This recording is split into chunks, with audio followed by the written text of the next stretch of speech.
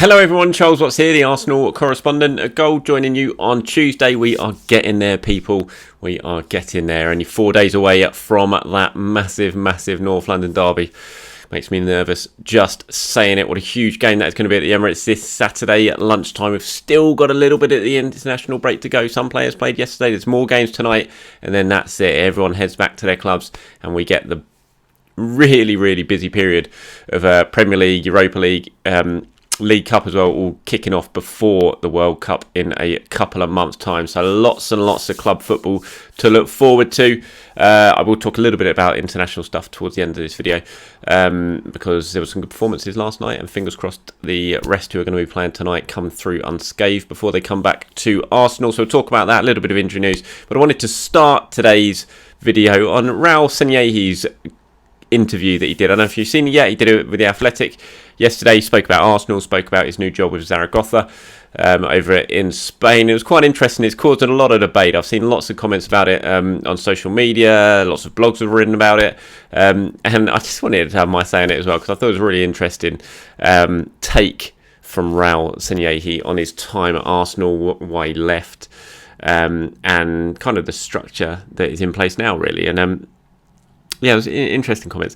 If you haven't seen it yet, then head over to The Athletic. You can find it on there.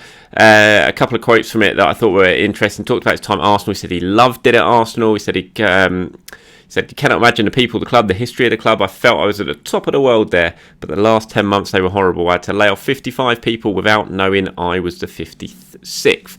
And he was asked about, the Kroenkes, the fact they fired him. Did he feel betrayed? He said, I don't feel betrayed by the Kroenkes. They had the Rams, Denver Nuggets, Colorado Rapids, and all of a sudden all those teams could not play because of COVID.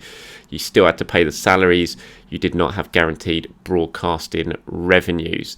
So basically blaming his departure on COVID and why he's not at the club anymore. It was purely down to COVID by those comments there, which I think is a little bit... it made me laugh, put it that way, when I read the interview, in terms of why he thinks he left, and the fact that he pointed the blame at COVID, which I think is a little bit interesting. I think when you look at what went on during Sanllehi's time in charge at Arsenal, the deals that were done, the money that was spent on some of those deals, I mean, the Pepe one absolutely stands out, and the huge transfer fee that was paid for a player that no one else in Europe was going to be paying that money for. And there was other dealings there. I mean, the Willian deal, yes, that was signed off by Edu and Arteta, obviously, and Arteta was very excited about that deal, but still, Sanllehi was there while that deal was taking place. The Cedric deal, the 6-month loan when he was injured and he only had 6 months left on his contract that Arsenal paid a fee for and then gave him a 4-year contract. So, there's plenty of stuff. And just the sudden relationship and the way Arsenal dealt with some very powerful agents in the game who like to get deals done for themselves and their clients, obviously, that don't tend to work out too well for the clubs. We suddenly saw that happening at Arsenal. We saw a very cosy relationship there, agents appearing in the director's box at Arsenal, watching the games, going on the radio and almost revealing Arsenal's secrets almost on radio. And this was all during Raul's time at the club. And the Kroenkes took the decision to make a change soon after the Pepe deal was done and a few other deals were done. Soon after, Tim Lewis was sent in by the Kroenkes into the club to have a look at what was going on, to have a bit of a root and branch review into the dealings, the money that was being spent, and very soon after, Raul was gone. And so I think when he sits there and he talks about COVID being the reason for his departure, I think it's a slightly blinkered view, maybe, so to speak. And he also went on to talk about how it is now. And when Raul came in, obviously they kind of they moved away from the Arsene Wenger approach, brought in Unai Emery, which Raul very much pushed for, and it was the head coach, and then you had everyone else sort of working as a team. It moved away from the sort of one club man that Arsene Wenger obviously held all the power at Arsenal, and he moved it away from that. And he talks about now how Arteta has kind of been appointed manager again, not head coach, and how they've kind of moved back to where they were as a club before Raul took over. He said they have betrayed the model a little bit now by going back to the manager at the top. That is a mistake, but that is their mistake. I would not have allowed that to happen, but that's fine. It is working so far for them. So it made me laugh a little bit there, how he wouldn't have allowed it to happen. But he says it's working now, when clearly before, when the model that he put in place wasn't working. And so, yeah, it's an interesting one. Look, I have no, good luck to Raul. I hope he does very well in Zaragoza. But I think it just made me laugh. His take on how things went and how things are going now seemed a little bit, I've already used the word blinkered, and it does feel a little bit like that with him. Let me know what you guys think. If you read the interview, then let me know what your thoughts on what Raul had to say and what his views were. And do you agree with me in terms of, how it looks now? I mean, look, let's face it, Arsenal are in a much better position now than they were when Raul Sanllehi was in charge. They've had to do an awful lot of work to fix a squad that was an absolute mess, that was, kind of put together while Raul Sanllehi was in charge. And they've now done that, and they've got a really young squad, not on high wages, of very hungry players who are doing very, very well. I think it's very hard to look at it and say that Arsenal are now in a worse position than they were when Raul Sanllehi is in charge. So for him to come out now and say that the kind of things they've done since he's left are a mistake and that he wouldn't have done it, it just feels a little bit odd to me. But let me know what you guys think in the comments below. Okay, so looking at yesterday's action, Bukayo Saka, it's amazing, isn't it? You put him on the right-hand side of attack and look how he plays. Very well. Put him at left wing back, where he hasn't played for an awful long time, and he struggles to get himself into the game. I mean, just mad, that, isn't it? Who would have thought it? So yeah, obviously I'm talking about Bukayo Saka's impact yesterday for England. When he came on, they were 2-0 down. He absolutely turned the game on its head, had a hand in all 3 goals. As they scored 3 goals in 12 minutes, went 3-2 up, and then Nick Pope had a bit of a howler and Germany got a 3-3 draw. Really exciting game, really exciting second half. Anyway, I didn't think England actually played too badly in it, which is they're not bad considering how poorly they have played in recent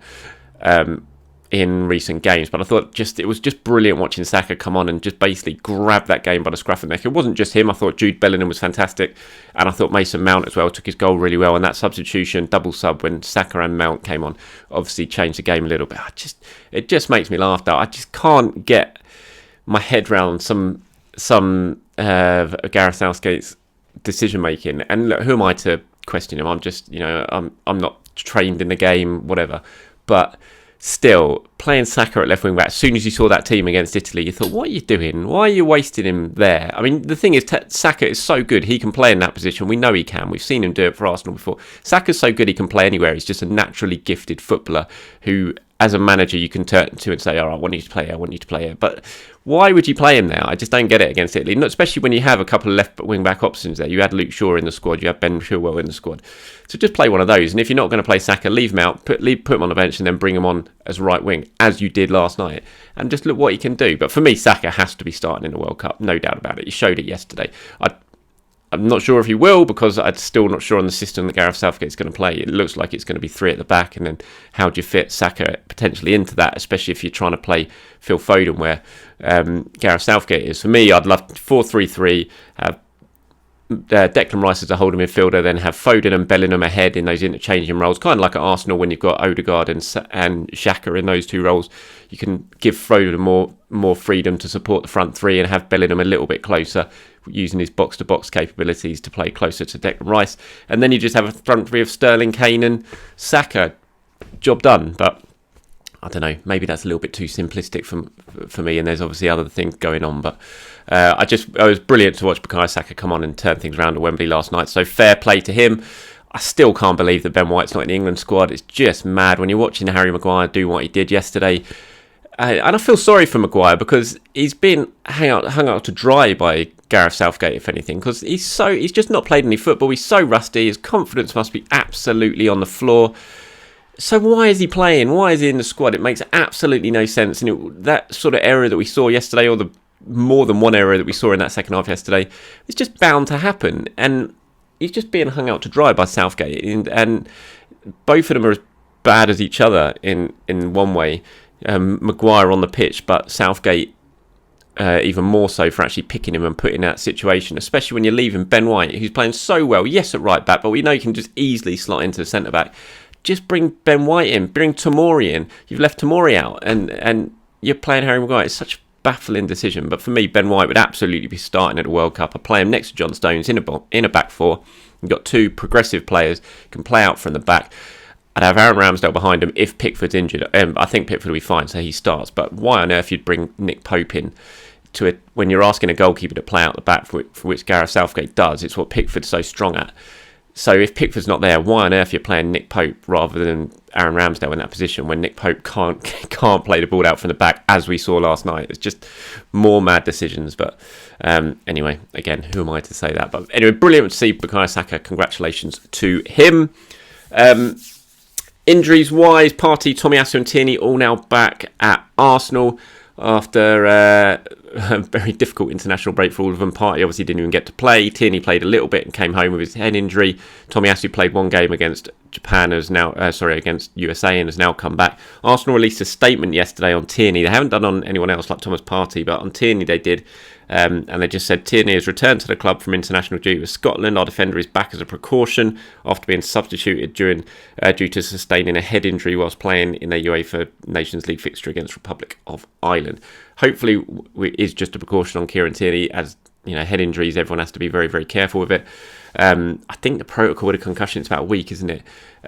If it was a concussion, which we don't know if it was yet. And if it was, I think it'd still be okay for Tottenham, providing he passed the necessary tests before that game. We're not speaking to Mikel Arteta till the end of the week. We haven't actually had confirmation yet on when the press conference is going to be. I would predict it'll be Friday, just because that's the day that Mikel seems to prefer doing now. It's been a while since we've had it on a Thursday. Might change this week just because it's an early lunchtime kickoff on Saturday, so he might look to do it on Thursday, but my inkling is that we'll have it on Friday. We'll let you know when we get confirmation of that. We'll find out, I'm sure, a little bit more, or we'll try and get more out of him, which isn't easy when it comes to injuries and Mikel Arteta, but we'll see what he has to say on those three injuries. Arsenal still have a couple of players yet to return or yet to finish up with their international teams. We've got Granit Xhaka, who turned 30 today, so happy birthday, Granit Xhaka. He is in action for Switzerland tonight. I think they've got, who they got? I wrote it down. Czech Republic, they're playing tonight. And then Martin Odegaard, who obviously had that injury scare before going away. And before the international break, didn't play against Brentford. He has gone with Norway, did play in their last game before the weekend. And they are in action again tonight, and they're playing Serbia. So providing those two come home unscathed, which fingers crossed they will, then Arsenal hopefully will have quite a strong squad available to them. The big question mark obviously is going to be Thomas Partey and just how bad or not bad the injury is that he sustained while in away with Ghana before that match against Brazil. Like I said earlier in the week, his people around him do not believe it's anything too serious, but whether it still rules him out of the Tottenham game, we'll have to wait and see. Fingers crossed it doesn't, because Arsenal obviously need Thomas Partey fit and playing in that game, which is going to be absolutely massive. And as this week progresses, I will build up to that game. I'll probably do a video tomorrow looking at who might start, looking at some of the key battles. And so keep your eyes peeled for that one as we gear up to Derby Day in North London. Thank you very much for watching. Everyone, appreciate your time. As always, anything you agree with, disagree with, any comments or opinions, please do let me know in the comments below. Have a great day. I'll speak to you soon.